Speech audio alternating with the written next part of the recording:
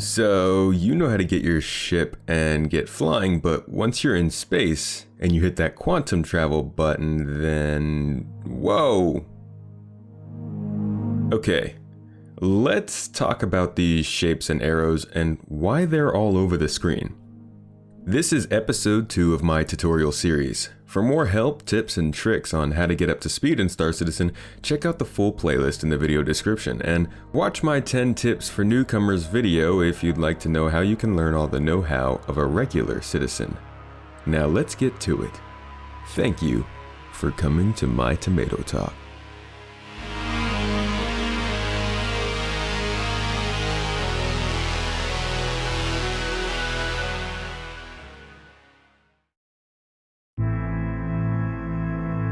First, I'd like to introduce the idea of quantum travel. It's not a loading screen. You can get out of your seat, you can get into bed, you can do anything while quantum traveling that you can do while not. You'll be told it's a loading screen. It is not.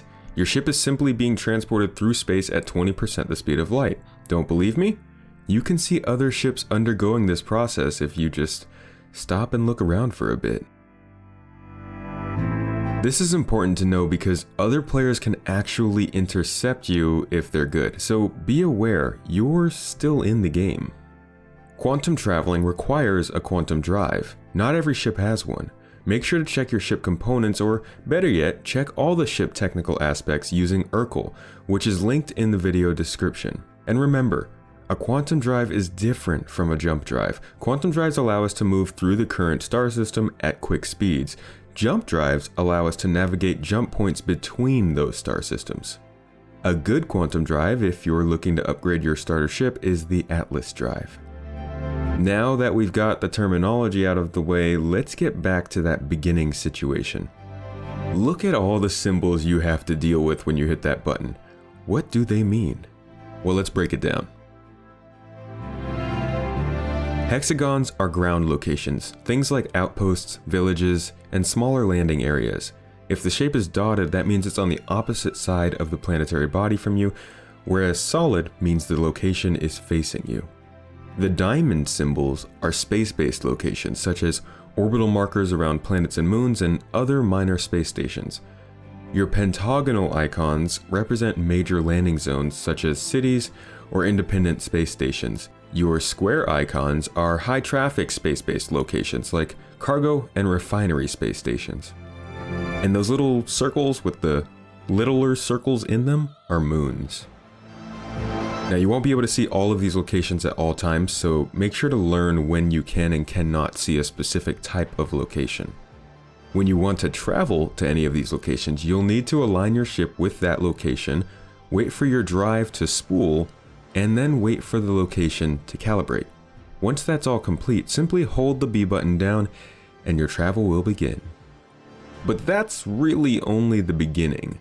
There is another way to travel that you will need to know how to use. Hit the F2 button to bring up your star map and double click the right mouse button to bounce out to the full view.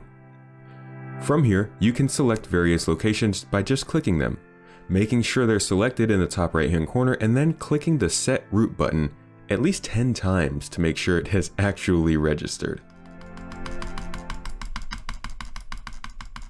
This sets up your destination and any waypoints that you'll need to take to get there. This is also the best way to jump to mission-specific locations like the 890 jump boarding party mission. Now that you understand the basics of how to quantum jump, here are a few things to know that you'll most likely run into that will have you saying, whoa, when you should be saying, oh yeah, Space Tomato mentioned this. Like I said at the beginning of the video, you can get interdicted in the game. There is currently one ship capable of pulling you out of quantum space and holding you in position until you can either blow it up or escape the immediate area, and another ship which can prevent you from jumping as well. In addition to players, NPCs can also interdict you, though the rate at which this happens is a bit inconsistent throughout the updates, but it's still good to be ready, just in case. Quantum fuel is a thing, and something you'll have to keep track of. If you set your travel paths using the star map, you can see how much fuel you have and how much your path will use. You can also be told how much quantum fuel your path will use by looking at the reticule when you're getting ready to jump or in the process of jumping. You can also travel straight to your friend's position, and while this may sometimes be a bit finicky, it is indeed possible. And speaking of friends, you can travel in quantum space together. Simply make sure you're in the same party and everybody gets calibrated for the same destination. The party leader will then need to initiate the jump and everybody will be pulled together. Sometimes, if you aren't near your destination in a jump, you can cut the power of your ship midway through that jump in order to get closer to a place that you would have had to fly quite a bit of ways for. This is how I sometimes get long distance shots of planets and moons for my cinematics. Finally, and this point is very annoying, the quantum travel hierarchy works in terms of gravity wells. You must jump to a planet, and then a moon, and then a station. And this isn't the annoying part. What's annoying is that if you fall outside of the immediate area of a planet, which sometimes can even happen when jumping to an orbital marker, you cannot jump to a certain group of destinations, such as the land areas on that planetary body or even the moons in orbit. I think this is incredibly stupid, as I should be able to jump to a moon if I'm in between the moon and the planet. But that's a limitation of the system at the current moment, and very well might not be intentional. We'll just have to see if it changes with the next iteration, which will most likely come in the next couple of years.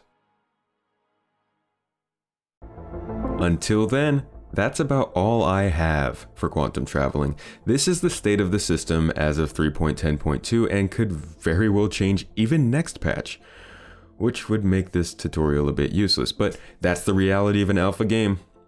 I hope you guys enjoyed this tutorial and learned something from it. Make sure to check out the rest of the series to get fully up to speed on how to play Star Citizen like a pro.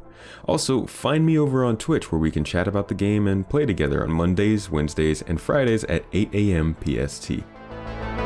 I also have a Discord community with tons of friendly members where we host giveaways, chat, play, and post our screenshots and videos. Make sure to join in the video description. And finally, remember to use my referral code, which is on screen now, to make a new account and jump into the game. You'll get extra money for it. Thank you again for watching this video, and I hope to see you in game. May your quantum travels be smooth.